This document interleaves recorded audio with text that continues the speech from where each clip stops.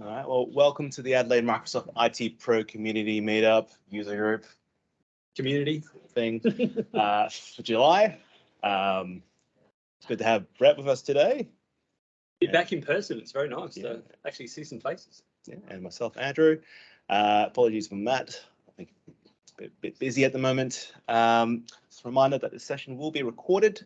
So if you do not wish to be recorded in any way or form, leave your cameras off, etc. Yeah, so that's it. Bit of housekeeping. Emergency exits out the door on your right. Take the stairs. Toilets are second right after the elevators. Acknowledgement of the country. We recognise the traditional owners and custodians of the land and any visiting parties from around Australia or South Australia. I was going to do a better job of doing that. That's good, man. All right. Don't leave me. I'll close the door. Yeah. So, what's happened? We had Microsoft Build last month. There's a lot of new development stuff was announced, but then after that, we've got running in. Just announced just the other day, Microsoft Defender for individuals. So, this is more for your private, personal, family, home settings. So, single pane of glass again, so just like your Defender in an Office 365 tenant, but this is more for home. So across your different devices, your phones, your computers, you've got a copy of Microsoft Defender. It's included in that subscription. So it's Microsoft 365 personal and family. Mm-hmm. Yeah. Yep. So I think the difference is one's $10, the other's $13. There's a lot of value on the family one because you get a lot of storage on top of it, but now you get nice Defender suite to protect everything. No, yes, yeah. there's taken straight from the website, so all the bells and whistles. I reckon, pretty soon we're going to see just Windows Defender antivirus will be removed, and it's just this new Defender suite. Yep. Would be nice if it's included in Windows, but it looks like it's going to be part of 365. Yeah, I think it's still a paid service. It just gives you that next sort of level. Defender out of Windows is still one of the best antivirus programs on the market, and it's free. It comes with Windows. So to then step up to that next level of Defender really sort of brings that corporate level of security down to your home computers and devices, not just Windows-based devices as well, which is very cool. Moving on, so Microsoft Entra was announced as well. So this is another security-based thing. So now Azure Active Directory has another home, I guess. It's not moving out of Azure portals or anything like that, but it's another place you can access Active Directory in the cloud. So this is particularly where you do your conditional access policies, the external identities, and other kind of day-to-day permissions and stuff.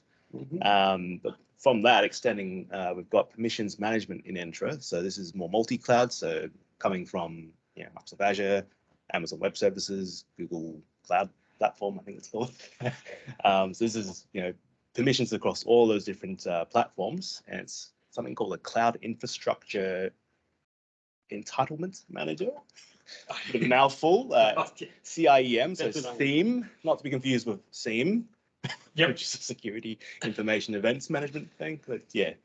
And the third part is the verified identity. So it sounds like you're going to be able to take your identity with you. So rather than authentication happening in a central place or in one server, it happens wherever you're accessing something. So then, it's terms, but your claim is attested elsewhere, but you're still at that place. And then you don't have to call back to the main server. So it's cuts down, I guess, a lot of overhead, I assume. But yeah, all very new. I think some of it's either generally available or private previews still. And there are a couple of other things happening behind these three as well. So we'll see a lot more of that in the next couple of months, I imagine. And if it is something that you think you'll get a lot from as well, just put it into the chat that you'd like to see a session about this. And then we'll dig up an expert somewhere not Yeah. one of us. Or we'll come up to speed on it real quick and yeah, get a session going on it, because it certainly sounds like it's a great way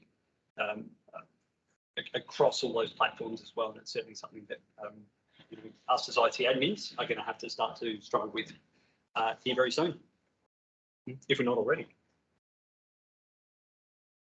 Right. Well, we had another surprise announcement. Microsoft Viva Sales. So just off the back of us seeing Viva Goals getting an icon, getting released now, here's another one. This one's more focused on the sellers or the sales team, I guess. So across Office 365 and Microsoft Teams, it's going to work as a way of cutting down manual data entry. It'll pick up trends and all this useful information and share it amongst your sales team. So say Brett's handling these clients, but I'm not sure what he's doing. I can just have a look through here and say, oh yeah, I want to push this product, and I see you've got some nice connections there, so you can start collaborating that way. It even ties into your meetings in Teams, so there's a bit of communication analytics, so a bit of a bit of AI happening there. So it'll suggest follow-up actions and stuff like that. So pretty cool. Imagine we'll see a bit more of that once it gets close to release in Q4 calendar year. Yeah, it'll be interesting to see how it sort of holds up against established CRMs that are out there, the HubSpots and some Salesforces in this world and those sorts of things. I don't think it's a direct sort of replacement. No, so it can integrate with any CRM. Yeah, allegedly. It's going to be, yeah, I think it's more that augmentation of existing CRMs from what I've, the very small amount that I've read on it. So it will be interesting to sort of see where that fits. Yeah, so you may see that come across your IT desk here in the not too distant future. Yeah. Yeah. And of course, Ignite will be later this year. So I imagine we'll find out plenty on the past 3 products we just talked about. Yep. In terms of what's coming up, we've got Inspire. So that's the Microsoft Partner Event Conference thing. It's online again, so not in person. Perhaps next year. I don't know. It's in Vegas, I think, usually, but low chance of us getting over to that. That's it's next week, yeah, no, week after. July 19th. So today's the couple of weeks. Yeah, so a couple of weeks time, you can start registering for it. Probably some useful sessions to tune into there, but just wait for the morning after. It's US time, so you'll see LinkedIn or Twitter getting flooded with some nice announcements. But yeah, but it is mainly for recognizing the work that the Microsoft partners do out in the world. Sysadmin Day, July 29th. Yes. That's coming up. Pete reminded us of this tonight. So yes, Sysadmin Day, the day to recognise your sysadmins and say thank you for resetting all your passwords and turning it off and on again. Turning it off and on again, and all the things that sysadmins do in the background, 365 days a year. Yeah, coming up. All right. And that leads us to our session today. So we've got fabulous Kirsty McGrath joining us today. McGrath, I'm all a little silent on the end. Yeah. Cool. I'll let you do the sharing of your screen and just try and spotlight you.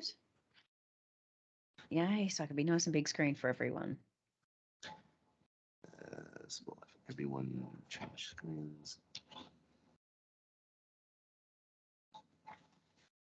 Okay, you should hopefully be able to see that now. All good.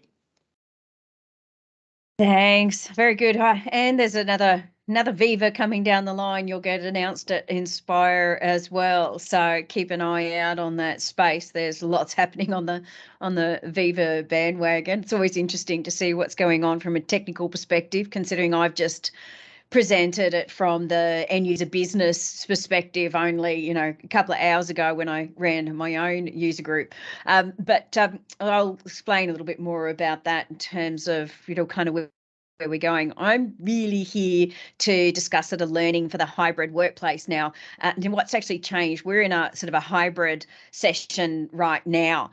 All these and what's going on, it is changing the nature of what we're doing a little bit. I'd like to first start. I just need to move things around. Screens are swapping and changing on me. It's okay. I accidentally flicked a button, as you do. Let's bring it all back up. Okay, so I'd like to begin by acknowledging the traditional custodians of the land which we're meeting today and pay my respects to their elders past, present and emerging, and I extend that respect to any Aboriginal and Torres Strait Islanders peoples here today.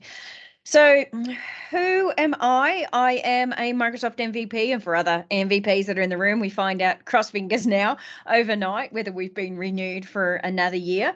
I run the adoption user groups for Australia. So I'm focused on the business side. You guys are kind of focused on the technical. I'm focused on the business and what that actually looks like from an adoption perspective. So that's change management, comms, training, analysis to try and help the user come on that journey. My motto being no user left behind. I am a change certified practitioner with ProSci, and I'm a certified online learning facilitator. So all those things are kind of me. Now, I also have a YouTube channel where I am posting information live on there. I am on the Collab Talk group. So if people are asking questions of Collab Talk or just even through some of the different community forums, we actually come together and answer those questions. Now, I can't always answer some of the most technical, but I do come at it from a bit of a different perspective. So there'll be a variety of people and we're coming and going. So they are all live on the Collab Talk YouTube channel as well.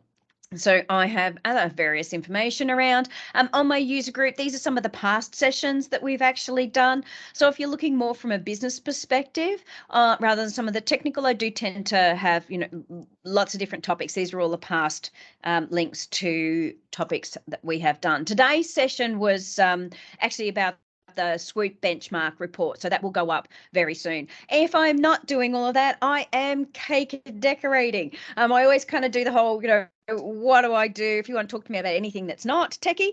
And my recent cakes that I've done, I always sort of present this into my own user group. Please excuse the swearing, but my brother was really freaking out about turning 50 next year. So I'll just skip past that really fast with all of the swearing, but a bit of a lighthearted fun.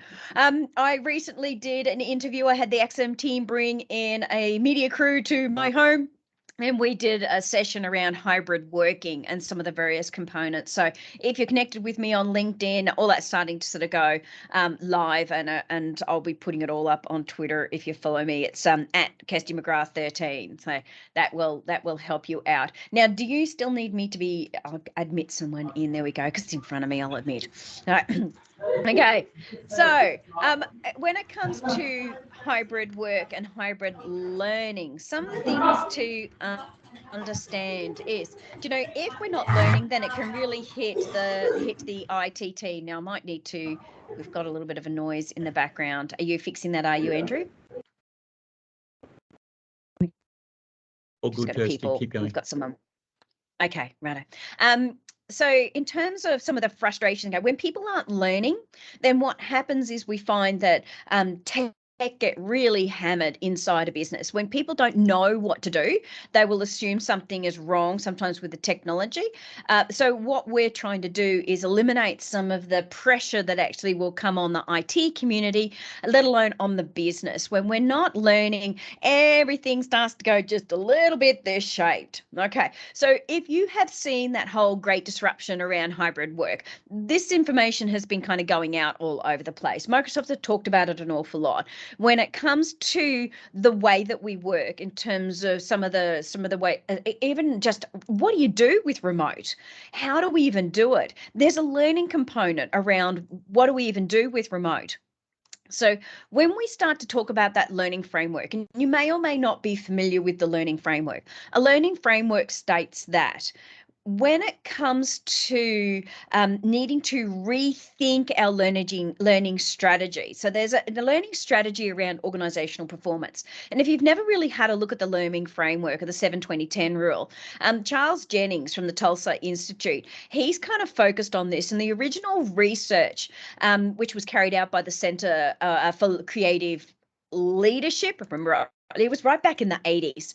Some of these numbers were even kind of manufactured because the original study actually had 16 categories. But ultimately, we want to start with experience. So this is what's that performance journey looking like when it comes to, working to things like the formal, for example. So we've got 10%. So the 720 framework goes 720. We have formal learning inside the business place. This is learning through education, formal education, whatever that formal education process looks like, face-to-face, for example, or e-learning. 20% is exposure to others. So that's where we're sitting down and maybe you've got an orientation program where you're buddied up with someone, for example, or your co-worker who's helping you. Okay, so that's that kind of exposure to others around us. And then 70% is on-the-job learning, like learning through getting your work done. So if we're looking at this as a framework and we're looking at the various sort of modalities and the ways that we actually work, then it's really important that we have things like a learning plan and a bit of an understanding of how you're actually going to tackle this journey. And not thinking about it, especially from a hybrid perspective, is going to be really important, because if we don't think about it, we're going to get in all sorts of, trouble, for example. So really, when I start to do something like a learning plan, I want to look at like, what are the benefits? So we're going to lead with the benefits. We want to use some real work scenarios, include some governance around it. So, what is the security? What's the governance? How are we going to do it? Have a learning center that they can also go to, for example. So you've got the kind of closing off that sort of 10%, and then how do we then mobilize champions? So that's kind of in the 20%, who are we working with? Who are you buddying with? Making sure you got champs in as a part of business. So we kind of then go, what are all the various components that you're going to do when you build out a learning plan? So we have a good learning plan. When we're going to document some of those key training considerations, and we're going to bring our learning plan together, it can be, for what I do, I'm focused on the Microsoft tech. So if I'm putting together a bit of a learning plan, I will take into consideration what are the tools we're going to work with, what do we want them to be literate in, what are those digital literacy skills that I'm going to sort of think of, and what are some of the benefits of being able to do that in our everyday task, for example. What have we got as a current change to the program? What are we doing? How are we doing it? And then on the training preferences, what do they need to have in play if we're going to do a plan? This is sort of a very, basic understanding of how we're going to take these various components into consideration from a really high level. From there, if I'm going to think about it and I want to start to work with individuals, then I have to go, well, if I've got a, hybrid learning going on, I also have to think of, what is a blended learning solution too. What's the difference between a hybrid and versus a blended? So if you see some of this online, it can get a little confusing in some respects. Both types ultimately have, a learning that involves a mix of both in-person and online. So this is the in-person and online. But the who differs in these two scenarios. So with hybrid learning, the in-person learner, so that who's the in-person learner, and the online are different people. So they're different individuals. But with blended learning, it's the same individuals that are learning both in person and online. So it's the same people. And what they're doing is they're doing sort of different things. It might be you're doing a component of e-learning and you're also doing the learning online. Okay, so that's the difference. So blended is about different ways of doing your learning. Hybrid is about coming at from different places. So one's online, one's in person. So hybrid to a blended learning. So if you're weren't quite sure in the past what the difference was between the two, hopefully that kind of explains it a bit more. Now, when I'm going to do a program, I have to think about, am I trying to excite them to do something? Or am I trying to incite them to do something? So an excitement, when I go to excite someone, it could be just a very quick webinar, 15 minutes, this is coming, rah, rah, rah, it's really exciting, and I'm trying to get them ready as part of the change journey. So I want to bring them, because change management is about conflict negotiation and conflict resolution, ultimately. So when I'm thinking about someone who may potentially push back on a program, if I can build out a program for adoption, which is change comms training, I'm trying to get them excited. Exciting could be, sending out emails we're excited about, doing a little webinar, all those teasers, okay? And a webinar can be a short, sharp. It doesn't mean people are learning the skills to physically click around in your environment when it comes to some of the various learning components. When I want to incite them to do something, you can do it with the excite, rah, rah, rah. We saw it recently, and I put up here, if you do enough of the rah, rah, rah, you can incite someone to do it without even doing like some of the physical click through themselves. So if we can get them to be really excited, we might incite them, but that is not a guarantee. Sometimes in the tech space, we've got to do the physical click through to force them down the road to actually incite them to get working. Okay, so there's that, how much is sitting in the excite, how much is in the insight. And it comes down to how curious they can be sometimes. And curiosity can, we say you can click around an M365 and generally not break too much. But if they really haven't been taught, then they're going to be on the phone to, HR going, oh, I don't know what I did. So you can go from an end user perspective. Yes, they can kind of break, but no, they don't really. They just don't know what they've done. So when I come in and I start to then look at some of the different training modalities. So if I want to start building some skill sets so that we can incite them to get it right from the word go, whether it's as we go or before we start, there are lots of different training modalities. And in those training modalities, I will then start to pick and choose based on my audience a variety of ways that I might actually tackle in learning for hybrid. Now, a lot of this we can have to do kind of in person. Some of it can be online.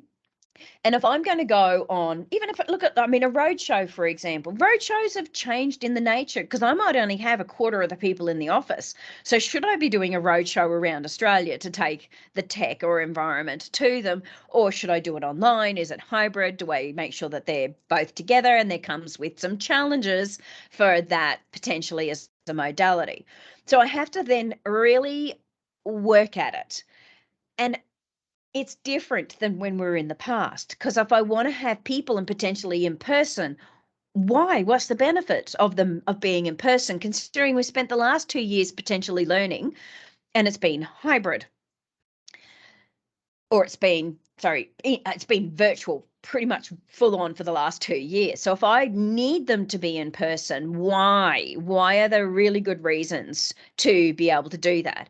And it could be some very physical on the job training, because not everyone was fully virtual. We had all those frontline workers that still had to learn in person. So, there might have been someone that was on leave but still had to do hybrid and was joining in, but they were missing out on something.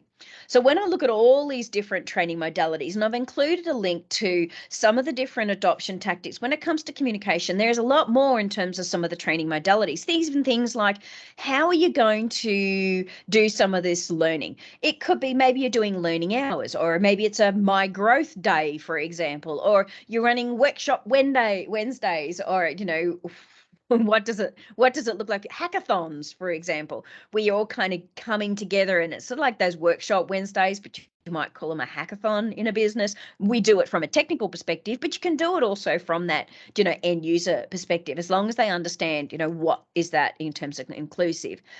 Now, we can use other ways to do training that we don't even think about a lot of the time. I learn from my community a lot, whether it's LinkedIn or it's Twitter or through my Yammer or the tech community forums, for example. I learn a lot. So don't ever underestimate the power of those when it comes to the social side of learning and being able to push it. So I have have to come at it from a variety of avenues. Now, the virtual learning is a really interesting one, the virtual reality and some of the other bots, because when we start to include those, a bot is very much, that difference between the push-pull type of learning. Now, which one we go to in terms of the training modality will also depend on the type of, personalities and the people that we are. Now, we can be a combination of all of these, some of these at any given time. We can change as we grow and get older, depending on where we're actually at in our journey. We could also be based on how inclusive we are and disabilities we can get over time as we get older, even, for example. Some of these things start to change. So understanding some of these learning modalities are really important. Does anyone have an idea and is willing to even, come off mute or talk to me around what they think is the difference between some of these different learning modalities? Anyone have any ideas around what are these different modalities? Anyone wanting to put their hand up? Let's just see. Any thoughts? Type them into chat. Ben, come off mute. Talk to me. Sorry, can you hear me? Yes, can indeed. Yeah, so I guess visual would be, potentially watching a YouTube video or anything like that. Yep. Auditory would be listening to a podcast.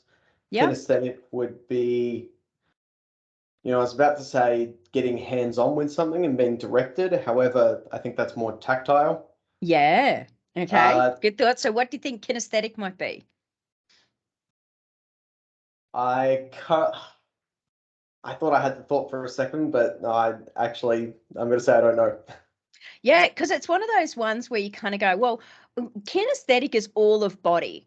So if you think of all of body, if you're really kind of embedded in that, in an experience, what might be an all of body type experience? My thoughts? Anyone? We're using kind of all the senses.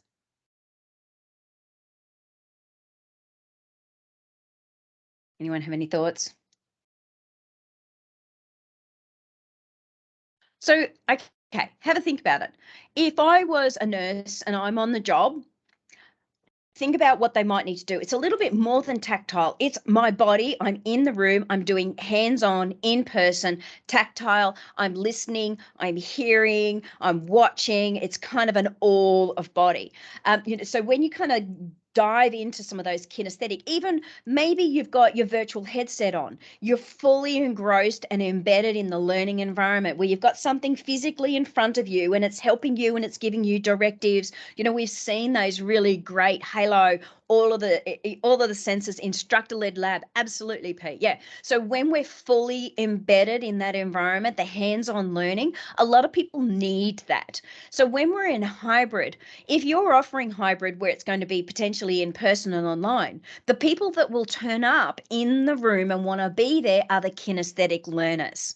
Okay, they really want to be embedded in that sort of learning environment. It's a bit more than if they're just watching you.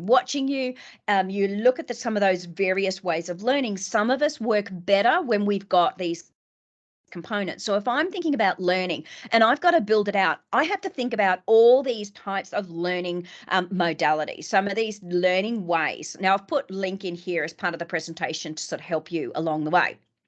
Now, if I've got these learning modalities and then I start to have a think about, for example, some of the other various components around synchronous versus asynchronous learning. Now, anyone have any thoughts around what the difference is between synchronous versus asynchronous learning? Anyone willing to put their hand up? What's the difference between synchronous versus asynchronous?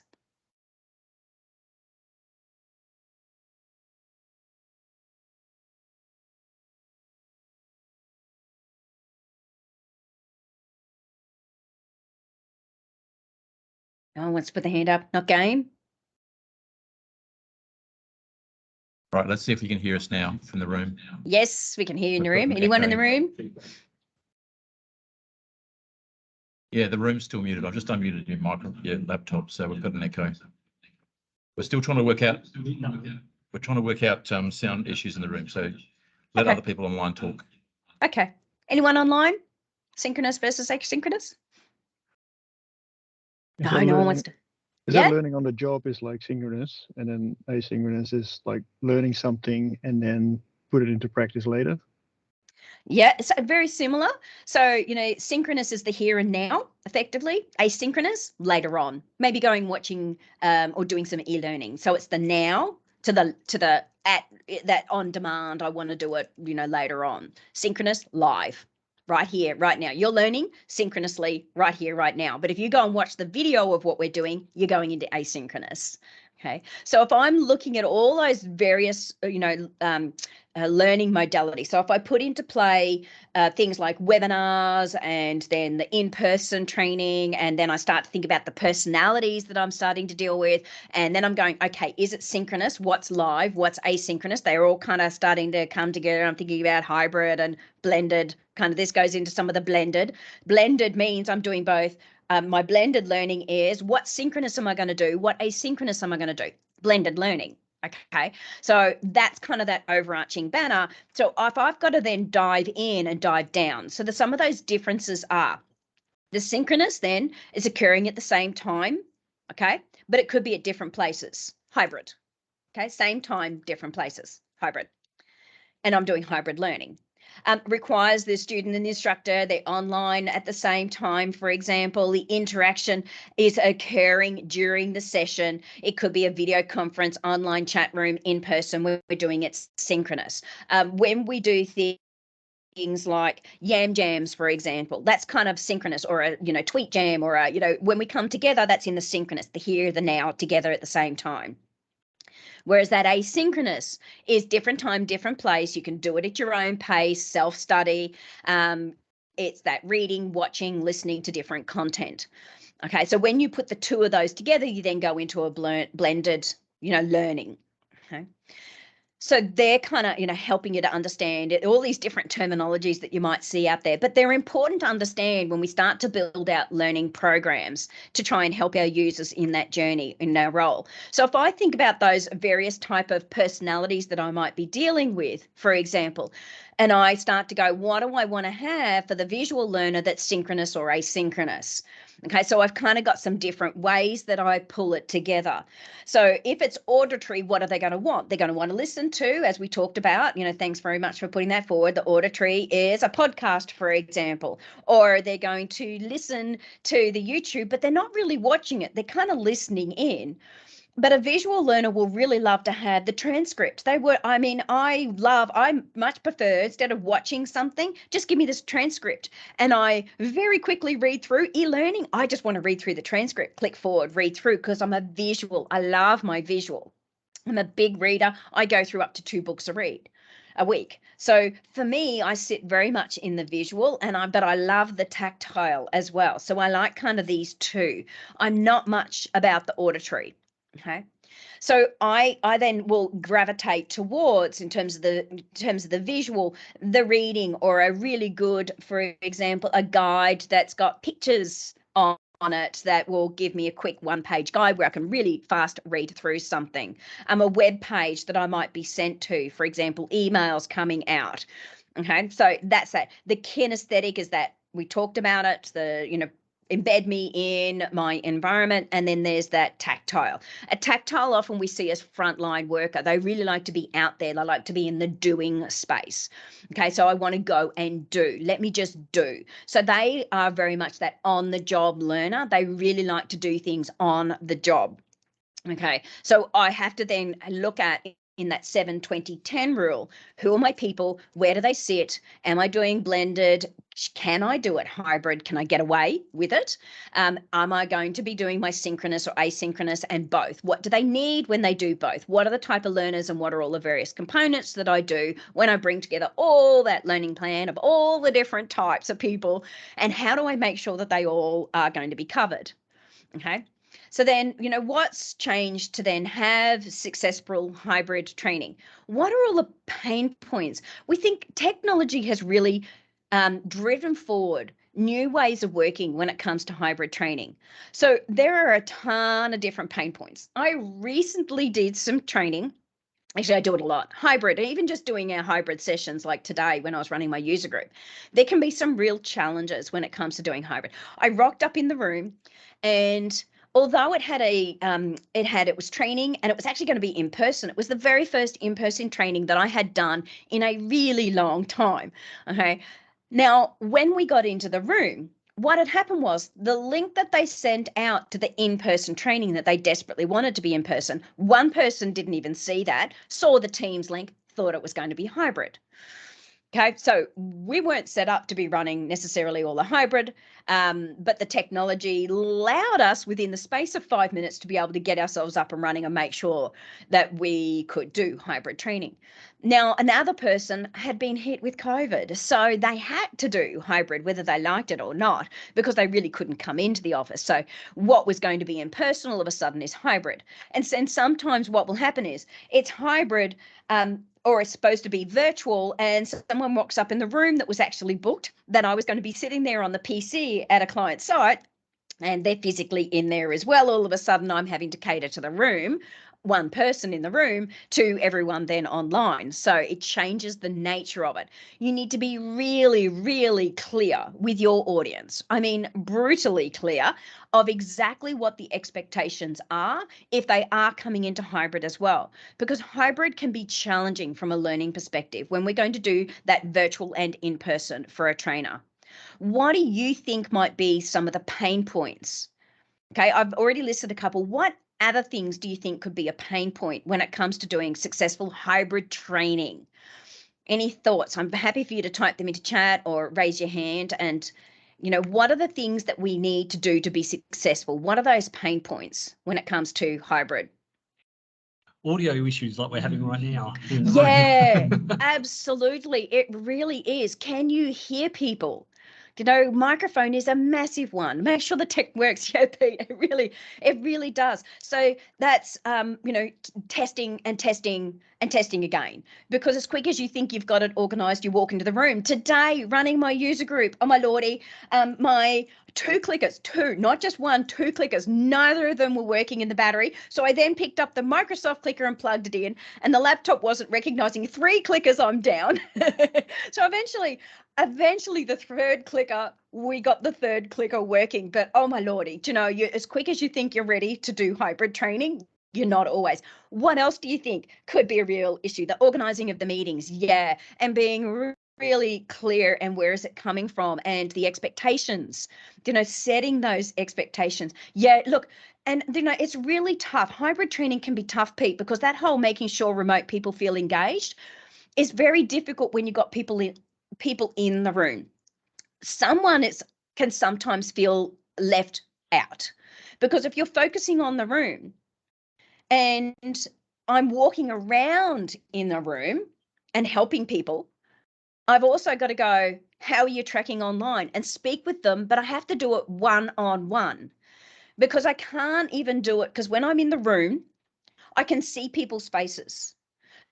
So if I'm dealing with an online training environment and there's no camera on, I can't tell based on them going, or, it's like, I'm not getting that.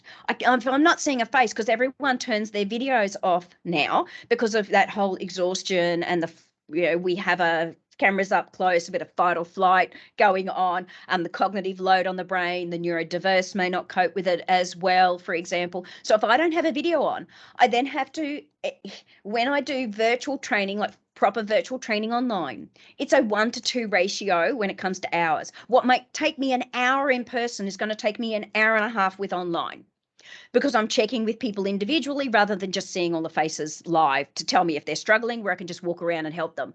I have to go 1-to-1 online. So we often say how many people are going to be included. For proper full virtual click-through training, 6 to 8 people. 8 starts to get heavy. 6 is a really good number for full virtual online training. When you start to then add that extra complexity of in-person to online, it gets even more challenging because I'm catering to two different audiences. I'm asking the people in the room to be patient while I help those online potentially. And I may even online say, can you share your screen with me so I can see what's actually going on for you? I can't find that. No, I'm not seeing that on my screen. I'm not seeing where it is. Okay, so I've then got other challenges when it comes to hybrid training.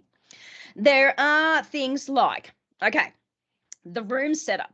We were really lucky that when I had, we automatically suddenly went to hybrid training.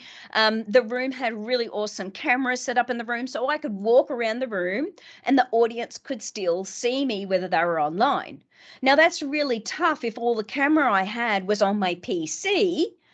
And then I can't walk around the room and you can't see me. Doesn't make for a great experience. I'm gone all of a sudden and I'm talking in the room, but they can't see anything. So what are your, cameras in that room set up? And, are you set to be able to do hybrid training? Now, if I'm going to have a lot of people, and I've got two environments, I've got that in the room and online, and I've got 8 people, for example, starting to get a little busy. The moment you go 10, 15, 20, I need an online moderator. It is not I want, it's I need. I need someone else in online while I'm dealing good virtual training to be able to help and support when it's in the synchronous, and I'm talking about the synchronous training.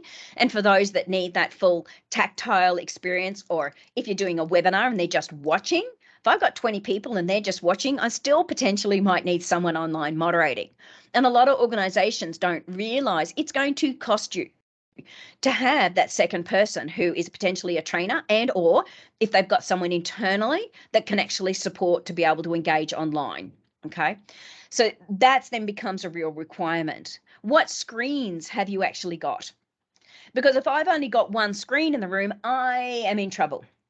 When it comes to virtual training and you're going to do it and it's hybrid, I'm going to need more than one screen. I'm going to be able to need to see my presentation. I'm going to be able to need to see Microsoft Teams so I can see the chat because I've got people online as well as in the room seeing faces. So I've got to be able to see chat. I've got to be able to see my presentation notes. I've got to be able to see cameras. And so I need definitely more than one screen. You have got to have 2 screens at a bare minimum. If you need one screen where you've actually got Teams and maybe your outline for a session that you're training on, for example, so I've got a Word document or PDF, or here's everything they've got to tick off to do, then you might want to make sure that you're using Live Presenter, for example. So you're doing PowerPoint Live, where you're embedding PowerPoint into Teams. When you, instead of going share screen, you're going to go share PowerPoint Live. But there are limitations to PowerPoint Live.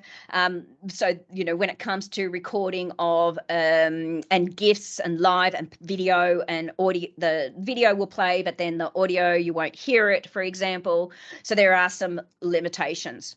Or if you've got a really good large monitor, you're right, Pete, then you can kind of drag things around to be able to see, and then you can just share a window rather than sharing the whole desktop. So that's another way to be able to do it, and to be able to support you. So what do you need to do for your setup? So a good trainer will understand how can you actually navigate all of these expectations for hybrid, because I'm going to have all this going on and I've got people in the room, then they're going to see a lot of this. So I can't kind of have a second screen right in front of me and I'm ignoring other people in the room whilst I'm doing all of this. So it gets more challenging when you get up and you start to walk around and do things. And how do you actually engage?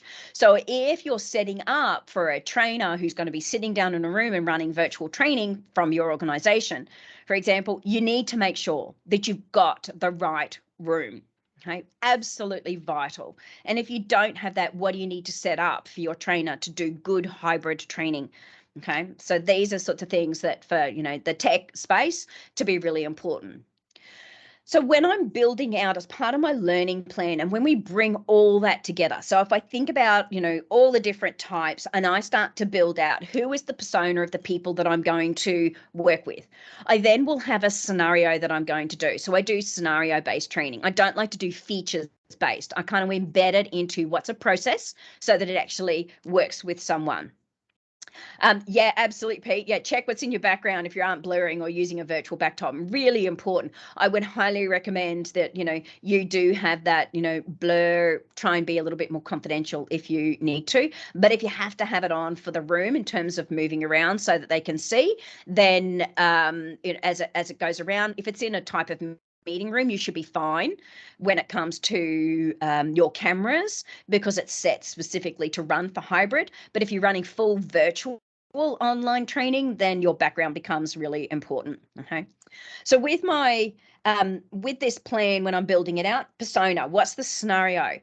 What are the type of people? So if I have a frontline worker, I know that they are hands-on, they're very tactile or kinesthetic, they're fully embedded, okay? And I might want to do a blended model where we've got a component, because there's only so much time they can take off work. Often we're dealing with unions, for example, and that will only allow you a certain amount of their time. So we might do a blended learning solution where they've got, what do we do on the synchronous side, which is that hands-on live. I'm going to walk you through exactly what you need to do. If, recently when it was dealing with health, for example, the nurses need to know this new machine that's being put in, for example, or maybe they're going to collaborate on rosters now and they're using 365 to collaborate. We could probably change that a little bit more and not do as much, because it's a little different than an on-the-job type training. So it comes down to what's the scenario as well. The scenario will define what type of training you also need to do. Different. Okay, and then the asynchronous will be, I'm creating some e-learning click-through so that you understand some of the compliance and the policy that needs to be in place around the patient care and how you capture that kind of patient care information, for example. So we can do different ways. Okay. Now I will set up, like for Microsoft Teams, I will actually set up a, like if I'm working with my champs, this is just an example of one that I've set up for a champs program. And I create a bit of a hybrid learning center where I will put in there what are the sessions that we're actually running and drop them directly into the channel. So these are all virtual training, for example. Here are all the files that you might need. There's learning pathways so that you can go and watch videos for Microsoft. What's going on the news for M365 News so they can keep up to date. Whiteboarding so that they can draw and create together and do some live stuff. Blogs, the Teams demo, which is where Microsoft have got lots of really great Azure Teams demos, and I'll show you some of that soon. What's coming, what's new, YouTube, all these different things. So I set up kind of a bit of a learning center for them so they can ask real time their questions. For example, how are you going to ask, chat, talk, work, and have a good learning program so they know where to actually go. Now, there is lots of really awesome free, totally free tools out there to be able to help your organization on their learning journey. Lots. Okay. So what are all the various things that you're going to find? Now, you may or may not have come across these. So I've kind of collated them all together for you. There is training inside Teams. Just go down to the help button. Lots of little short videos and links to resources online. I see a lot of training being done, and they don't even just point that out as showing people how to fish. They're going, go to the learning hub or the whatever it is online and you'll find everything there. It's like, well, hang on a second. This is probably going to be the most recent of information. You can just directly do it inside Teams really quick and easy. Okay? And everyone loves it once you show them. Oh, God, that's so much easier than going and doing the e-learning on the staff portal. Okay. There is an Adoption Hub bot. Okay, it's a free bot that you can actually bring down from GitHub so that it will answer all the standard kind of FAQs for you. It's got 100 odd common questions to be able to help your business, so you can just plug that in. There's the Microsoft Learning Pathways SharePoint side, so you can actually embed that in and you can customize the learning pathways to your environment. So that's actually a just a preset SharePoint, plug it in, and then you can make some changes should you wish to with all of Microsoft's recommended training, learning, plugging into all their sites for learning. There is the Microsoft Community Training. It's an Azure-powered online learning platform that you can actually take offline so that your users can actually learn on the go. Okay, so this is where you've got those that are on really low bandwidth. They might be going out into, for example, I think of BOM at the moment. You know, the Bureau of Meteorology. We got people that are out fixing things as part of the flood, and they're completely offline, and they might have learning that they need to do. Okay, so they can do it offline, and when they come back online, it will then load everything up for them. So it's an offline and can continue to do your learning. There's Viva Learning. There's a lot out there in regards to sort of the Viva Learning platform. You may not have already had a really good look at it as part of the user group, but there's lots going on in that space and lots of changes coming. Watch this space, okay? Heaps happening.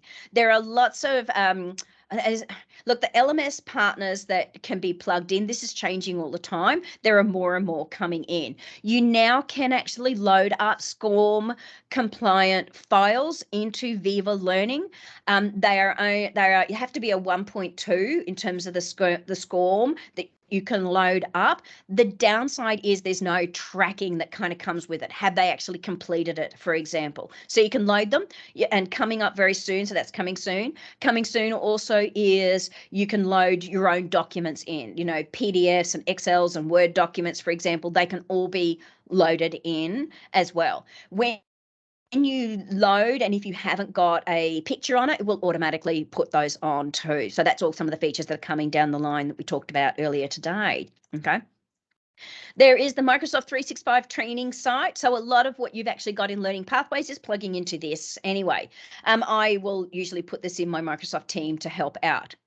The Champs Management Platform. This is a bit of gamification. It will actually help set some goals for your champions to hit. Now there's also a standalone tournament of teams, and that actually allows you to be able to do it for your whole of business, not just plugging it into, for example, Microsoft Teams for your champs, where they can get badges as part of their learning journey, because they are absolutely vital. Learning does not end at the end of the program. If I've left a business, I might have been there, 1, 2, 3, 5, 6 months, a year, for example. When I go, who continues on that learning journey? Make sure that you look after your champs. Very important. There are the champion calls that are actually out there. So Caruana and the team, Josh, do the champs calls every month. They're usually, of course, US time, all hours of the morning. The latest ones are there. We've actually got May and June. It hasn't gone live yet. But you'll be able to see it if you go in there. The demos, so the Azure demos that are available, there's lots of really awesome demos in there. One of them that I particularly like at the moment is Microsoft Lists, because I'm getting a lot of questions around lists. So there's an actual Azure demo there, free click-through learning to be able to support you. Lots of different really awesome topics. Go and have a look at them. I highly recommend. There's podcasts and shows, some really awesome podcasts and shows. I do like the Directors on Digital. That's one of my more favorite ones that's actually in the podcasts. Go and have a look to the podcasts. There's lots of learncol collections on Microsoft Docs to be able to support you with different links. Lots of other really great adoption resources. So if you are across this space, there is the Microsoft adoption site. It's adoption.microsoft.com. But there are other things along the way that I've actually found to be able to support when it comes to your adoption and learning journey. So I've put all the various links of where you can find what that I use as part of my user group. The adoption Microsoft Twitter handle, that at Microsoft Adoption. Lots of information's flowing through. You can subscribe to Caruana's newsletter that comes out regularly if you're trying to keep across sort of this learning space. There are other products that are out there that you can plug in to be able to do gamification like Nulia. They're really awesome. It's like trying to get people to learn. So have a look around at some of the third parties if you need to. I've provided for you some of the links around Whitepapers. A really good one that's come out just recently is the LinkedIn Learning, so the workplace learning and what that actually looks like. It's a rather good white paper that's just hit us. But if you want to look at, some of the things around the hybrid, there's some really awesome stuff. Now, hybrid has been around for a really long time. Just the nature of it has changed a little with technology over the last 2 years. Okay, we've been working, whether it was international teams and we were just doing phone calls and emailing things around. Okay, so it's the tech that comes with it that's shifted what we're doing. But we've been trying to do hybrid for a long time. So there's some awesome stuff that's actually out there around it. So that would be me. As I said, I am an adoption consultant and trainer running the user group. Please feel free to join us. We always have some really awesome speakers. I always go through, it takes about 25 odd minutes to go through all of the updates of what's actually hitting from a business perspective. So they're also available all online. Any questions from anyone in regards to some of the content? I'm more than happy if you would like to raise your hand. Microphone now in the room, so that's a good thing. Can you hear us okay now, Kirsty? Can indeed. Hey, there we go. I found the mute button. Yeah, another Microsoft property is, of course, LinkedIn Learning, like you Absolutely. mentioned. There's a lot of really good courses on there. It is amazing courses there. The main reason I say that is I'm an author on there, so very good. Yeah. No, there's some great content, and it's, you know, and a lot of organizations are actually paying for it, so go to it. Yeah. So if you do have LinkedIn Premium, you know, there's a huge resource there that you probably have that you're not taking advantage of. Is some really good training in there as well. Any other questions or queries or comments? No. Nothing Not in the seeing chat. on you online. Anyone want to? edX.org. Yes, I mean there's lots of really great. The Plural site. You know, there's lots of awesome learning resources available. Microsoft Learn itself is pretty Microsoft good. Learn, Microsoft yeah, Learn is pretty good. yeah, Well, that's it.